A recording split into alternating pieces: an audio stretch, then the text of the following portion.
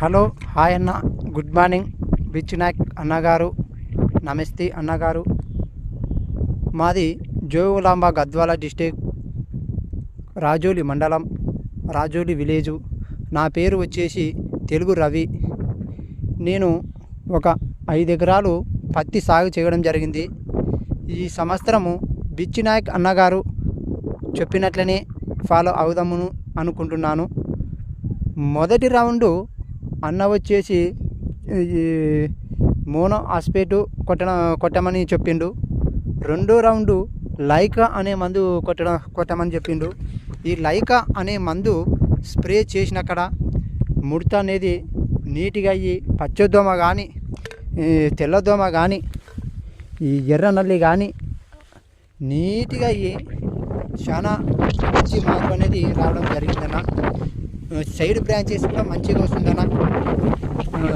ఇటువంటి లైకా అనే మందు చెప్పిన దానికి చాలా చాలా థ్యాంక్స్ అన్నగారు. ఇటువంటి మంచి మంచి మందులు చెప్పి మాలాంటి రైతులను నష్టాలు పాలు కాకుండా ఆదుకునాలని కోరుచున్నాను అన్నగారు.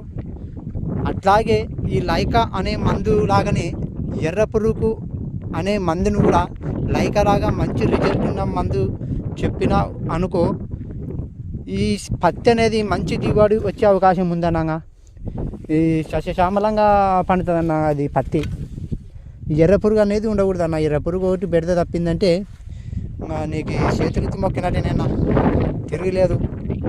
చాలా థ్యాంక్స్ అన్నగారు. ఇటువంటి మంచి మంచి మందులు చెప్పి మా లాంటి రైతులని, తెలియని రైతులని ఆదుకున్న దానికి చాలా చాలా థ్యాంక్స్ అన్న. ఈ లైకా అనే మందు కొట్టండి రైతులారా, చాలా మంచిగా పనిచేసింది. ముడత కానీ, పచ్చదోమ కానీ, తెల్లదోమ కానీ మొత్తం పోయి మంచి ఎదుగుదల వచ్చి చెట్టు మంచిగా ఉందన్న. అలాగే ఇటువంటి పత్తి చేను నేను పోయిన సంవత్సరం కూడా వేయడం జరిగితే ఏమింటే చిన్నగా 4 సార్లు స్ప్రే చేస్తే కూడా ఇటువంటి ఎదుగుదల అనేది రాకపోయానా. మొత్తం ఎర్ర పురుగు, పుచ్చు, అది ఇది అని నష్టాల పాలైనాము. ఈ సంవత్సరం అయితే చేను చూస్తే కడుపు నిండుతుంది, కానీ ఎర్ర పురుగు బెడద ఒకటి తప్పిపోయితే బాగుంటున్నా అన్నగారు. ఎర్ర పురుగు ఒకటి చెప్పండి అన్నగారు దయచేసి. థ్యాంక్స్ అన్నగారు.